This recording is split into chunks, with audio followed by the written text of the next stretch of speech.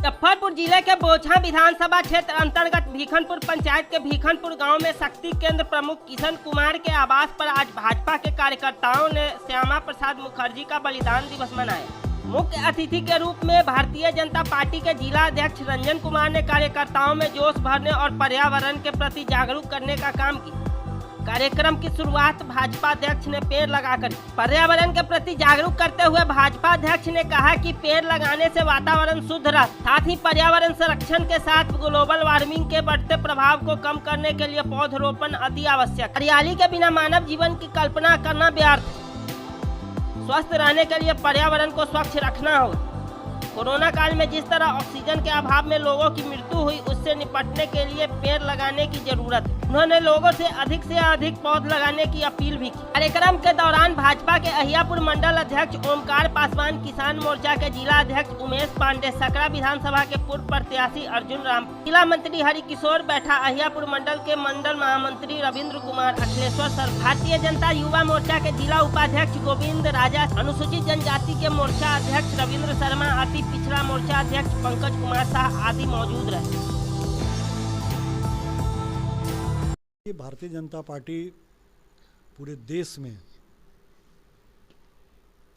Doctor Shyama Prasad Mukherjee ji की पुण्यतिथि, जिसको भारतीय जनता पार्टी अपने राष्ट्रीय हम लोग का ये कार्यक्रम है, तो पुण्यतिथि से लेकर के उनके जयंती जो कि कल 6 जुलाई को है, ये पूरे 15 दिन का जो कार्यक्रम था, ये हम लोग का पूरे देश में बूथ स्तर तक वृक्षारोपण और स्वच्छता अभियान का कार्यक्रम था।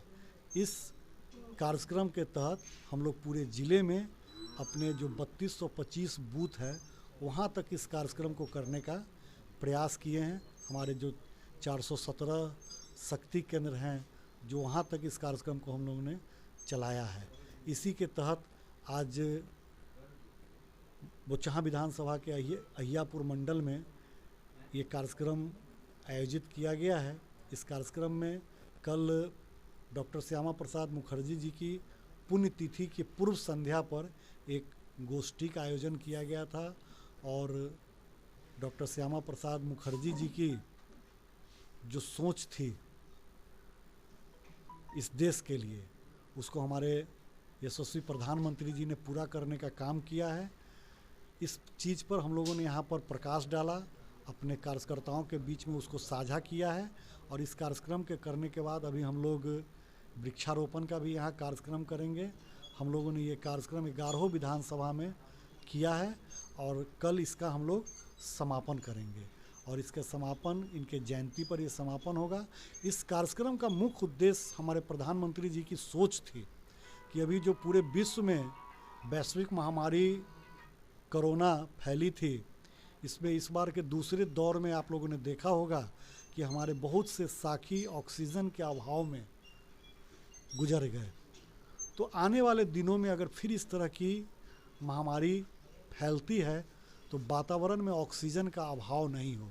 इसको देखते हुए वातावरण को संतुलित करने के लिए, वातावरण प्रदूषित नहीं हो और ऑक्सीजन की बहुलता रहे इस वातावरण में, इसके लिए हम लोगों ने वृक्ष लगाने का काम किया है, जिसमें हम लोगों ने मुख्य रूप से नीम का पेड़, पीपल का पेड़ ज़्यादा से ज़्यादा लगाने का काम किया है, क्योंकि ये दोनों वृक्ष जो होता है वो ऑक्सीजन ज़्यादा देता है।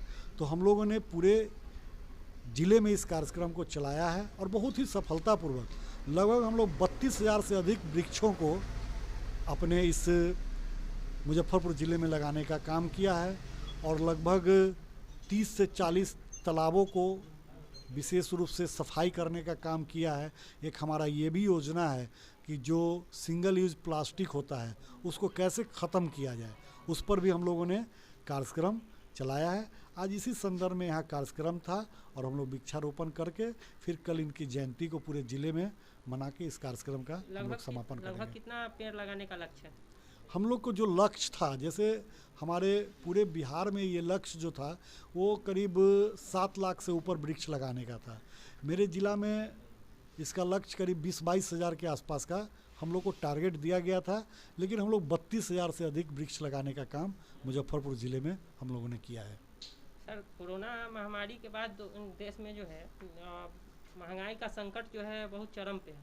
पेट्रोल की कीमतें जो हैं 105 के आसपास में चली गई है। देखिए, पेट्रोल की जो कीमत है वो उसको सरकार ने अपने आप से मुक्त कर दिया है। वो जो वर्ल्ड मार्केट में, विश्व के बाज़ार में जो जिस बैरल का उसका दाम जिस हिसाब से बढ़ता और घटता है, उस हिसाब से अब पेट्रोल और डीजल का दाम घटता बढ़ता है। फिर उसका भी थोड़ा खाड़ी देश की कुछ समस्याओं को लेकर के प्रति बैरल पेट्रोल डीजल का दाम बढ़ गया, इसलिए मूल्य में वृद्धि हुई है। आने वाले दिनों में फिर इसका दाम गिरेगा तो फिर गिर जाएगी, स्वतः इसकी गिर जाएगी। डबल इंजन की सरकार है और सुशासन बाबू कहते हैं कि यहाँ क्राइम मुक्त करेंगे, जीरो टॉलरेंस की नीति अपनाएंगे, लेकिन फिर भी क्राइम दिन पर दिन यहाँ अब बढ़ता जा रहा है। रोज़ हत्याएं और छिनतई हो रही है। देखिए, क्राइम बढ़ता जा रहा है, लेकिन आप ये भी देखिए कि जो क्राइम होता है उसका निराकरण भी हो रहा है। आज अभी हम लोग यहाँ बैठे हुए हैं, हो सकता है कि बाहर में कुछ हो जाए, लेकिन हमको देखना है कि उस घटना के बाद शासन और प्रशासन ने उस पर त्वरित कार्रवाई किया कि नहीं किया, अपराधी को पकड़ा गया कि नहीं गया। अभी आप देखिए, हाल के दिनों में जो कुछ अपराध, बड़े बड़े अपराध हुए हैं, सारे अपराधी पकड़े गए हैं। चाहे वो लूट का अपराधी हो या किसी हत्या का अपराधी हो, सब अपराधी पकड़े गए हैं। सर, इसी अहियापुर थाने की बात करें तो कई सारी ऐसी घटनाएं हुई हैं जिसका अभी तक उद्भेदन नहीं हुआ। नहीं, उद्भेदन नहीं हुआ है। अहियापुर में जो इधर 1-2 घटना हुआ है, जो 2-3 रोज पहले एक हत्या हुई थी, पुलिस उस पर त्वरित कार्रवाई कर रही है। हमारी एसपी साहब से भी बात हुई थी।